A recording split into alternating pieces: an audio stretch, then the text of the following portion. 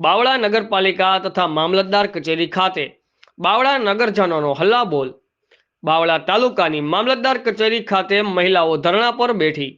બાવળા શહેરમાં છેલ્લા 2 વર્ષથી ગટરના પાણીની સમસ્યાથી સોસાયટીના લોકો હેરાન પરેશાન। બાવળા શહેરમાં જ્યાં જુઓ ત્યાં ગંદકીના થર જોવા મળી રહ્યા છે।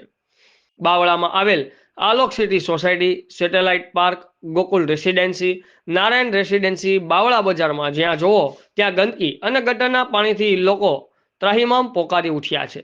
મામલતદાર તથા નગરપાલિકા ચીફ ઓફિસરને શહેરીજનો દ્વારા અનેકવાર રજૂઆત કરી હોવા છતાં નગોર અધિકારીઓનું પેટનું પાણી પણ હલતું નથી। આગામી સમયમાં જો ગટરના પાણી તથા ગંદકીનો યોગ્ય નિકાલ કરવામાં નહીં આવે તો ઉગ્ર આંદોલન કરવાની ચીમકી ઉચ્ચારવામાં આવી છે। સ્થાનિક લોકોનું કહેવું છે કે જ્યાં સુધી અમારી સમસ્યાનું નિરાકરણ નહીં આવે ત્યાં સુધી તમામ સોસાયટીના રહીશો મામલતદાર કચેરીએ ધરણા પર બેસી રહેવા ચીમકી ઉચ્ચારી છે।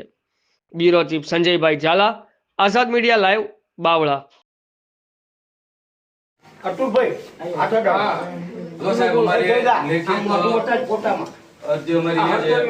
કે વારંવાર અમે નગરપાલિકામાં અરજી આપી છે। અમારી પાસે બધા એવિડન્સ છે। ભારત સરકારની જે એપ છે એમાં અમે ઘણી વખત વિડીયો મૂક્યા છે, કોઈ પણ જાતનો કોઈ એમને રિસ્પોન્સ મળ્યો નથી। અને અત્યારે ત્યાં પબ્લિક જે હાલાકી ભોગવી રહી છે, બહેતર હાલાકી ભોગવી રહી છે।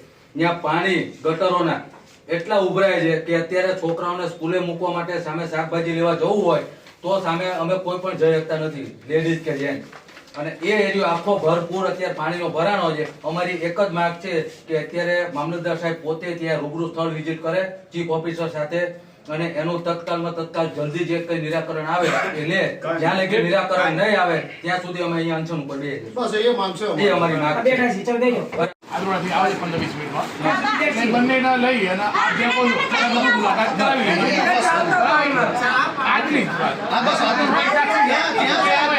એટલે લઈને હું આવું છું। અમે આજુબાજુ જે વિસ્તારમાં રહી અત્યારે લગ્નગાળો ચાલુ છે, સામે પાર્ટી પ્લોટ છે। હવે મેરેજમાં જે મહેમાન આવે હવે ત્યાં નાનો મોટો એક્સિડન્ટ થાય તો અમારો કોને શું જવાબ આપવાનો? તમે જ્યાં કહો છો ત્યાં આથી એના મામલતદાર સાહેબ બીજું સાહેબ તમારા ઘર આગળ ગંદકી હશે તો ચાલશે સાહેબ? ચાલશે? નહીં ચાલે તો સાહેબ અમે કેમ આમ પબ્લિક કેમ ભોગવે? અમે ટેક્સ વેરો આ બધું અમે નથી આપતા તો શેના માટે અમે આ